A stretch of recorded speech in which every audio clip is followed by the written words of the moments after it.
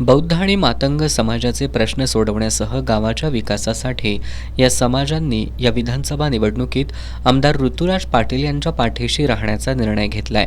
अजिंक्यतारा संपर्क कार्यालयात झालेल्या कार्यक्रमात वसगडेचे ग्रामपंचायत सदस्य प्रकाश कांबळे, गौतम कांबळे आणि ग्रामपंचायत सदस्य सतीश फाळके यांनी बौद्ध आणि मातंग समाजातील शेकडो कार्यकर्त्यांसह पाठिंबा जाहीर केला. यावेळी डी.वाय. पाटील ग्रुपचे अध्यक्ष डॉक्टर संजय डी. पाटील यांची प्रमुख उपस्थिती होती. यावेळी बोलताना त्यांनी विधानसभा निवडणुकीच्या काळात वसगडे गावातील बौद्ध आणि मातंग समाजानं दिलेला पाठिंबा आमदार ऋतुराज पाटील यांच्या विजयात सिंहाचा वाटा उचलणारा असेल असा विश्वास त्यांनी व्यक्त केला. शिवाय ज्या ज्या ठिकाणी बौद्ध आणि मातंग समाजाला मदत लागेल त्या ठिकाणी हक्कानं सांगा, पाटील कुटुंबियांची दारं सर्वसामान्यांच्यासाठी नेहमीच खुली असल्याचं डॉक्टर संजय डी. पाटील यांनी सांगितलं.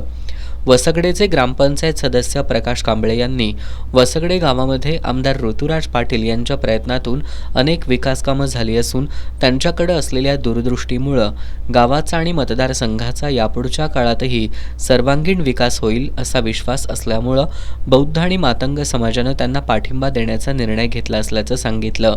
गोकुळचे संचालक प्रकाश पाटील यांनी डी.वाय. पाटील कुटुंबानं नेहमी सर्वसामान्यांच्या कल्याणाचा विचार केला असल्याचं सांगितलं. त्यांनी या पाठिंब्यामुळे वसगडेतून आमदार ऋतुराज पाटील यांना चांगलं मताधिक्य मिळेल असा विश्वास व्यक्त केला. यावेळी उपस्थित बौद्ध आणि मातंग समाज बांधवांनी वसगडेतून आमदार ऋतुराज पाटील यांना मताधिक्य देण्याचा निर्धार केला.